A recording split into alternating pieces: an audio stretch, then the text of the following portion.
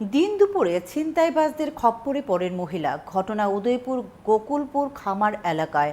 বয়স্কা মহিলা রাস্তা দিয়ে যাওয়ার সময় এক যুবক এসে তার গলার চেইন ছিনিয়ে পালিয়ে যায়।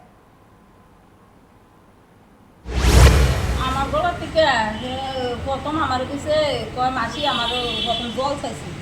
তো আমি কিছু বাবা আমি জল আনছি না, তো আমি গরু আইছি যাইতেছি জল আনছি মাসি আমার দুপুরা এনো রাত্রি পূজাটা দুপুরা আমার উঠে তো আমি তো নিজে একদিন ঠিকছে এটা করো তার আমি রাত্রি পূজাটা উঠে দিতাম। তো রাত্রি পূজা উঠে দিতাম শীতে কদুম নিয়ে দিছি আর একটা পাওয়া লইছে লইয়া সেটাতে পাওয়াটাকে আনতে কদুম থুইয়া তে আবার এটা ধুইয়া আমার পিছিয়ে পিছিয়ে আবার আইছি কয় না আমি হেদিতে ইয়া সাইকেল দিয়া নেব নিতাম না, আরেকজন আছে তে আমার পিছিয়ে পিছিয়ে দেয়। আমি তো আয়া বলতেছি আমার তো আর হিতাম নাই তে পিছন দিয়ে আমার গলার সেন্টার টান দিয়ে হইতে টিলার ধুয়ে উঠে গেছে আবার। নাম কি জেনেছে? আবুল কালাম। আচ্ছা, সৈন্যটা যে নিছে সন্ন্যাস এটা ওজন কত রইব? এক বুড়ি স্যার এক বুড়ি চারেন। আপনার নাম কি? রত্না শাহ।